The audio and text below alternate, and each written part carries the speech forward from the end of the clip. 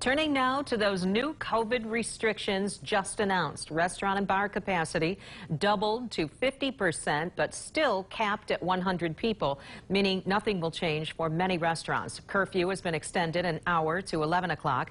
Retail capacity now raised to 50%. Gyms and casinos raised to 30%. Visitations are now being allowed at nursing home facilities, a big change for families who have not been able to see loved ones. Restrictions also loosened for entertainment venues and arenas. We have all of this broken down for you at woodtv.com.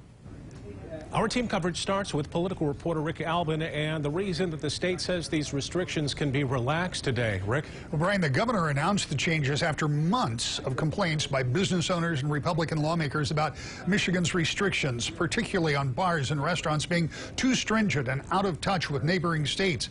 The governor has been steadfast in saying that public safety was her driving concern, and adherence to mask requirements and restrictions, she says, is why there is an easing of capacity limits on a number of businesses now.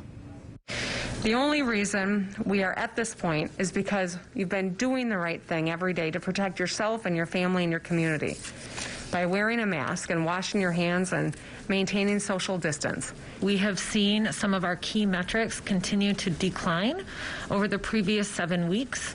We have case rates that are similar to what we had seen last fall, but the continuing trend of decline in our case rates, our positivity rates, and the ability for our hospitals to care for individuals when they need care really led us to looking at the orders that we had in place and deciding that we were in a position where we could loosen some of these restrictions a little bit further. We know when we loosen restrictions, we will probably see cases rise again. My hope is that we will see perhaps a continued plateau, maybe a slight increase, but then a decrease, and that we can continue to loosen those restrictions moving forward.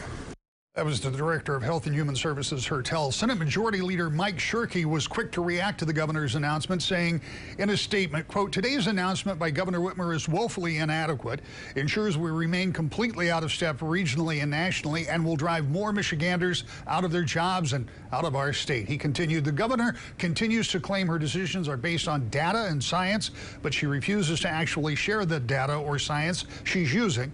Without transparency, her orders look less like science and more like control. Michiganders deserve better," end quote. The governor called on the legislature to pass her COVID recovery plan of more than $5 billion again in her update today. Last week, the Senate passed a scaled-down version of about $2 billion. Tonight at 5:30, more questions about the departure of the former DHHS director, Robert Gordon, and the revelation he got paid actually more than $150,000 on his way out the door, and why the governor says one of those questions makes her bristle. Brian? All right. Yes, and we're also hearing from the former director today. Sure. We'll have more on that coming up. Rick, thank you.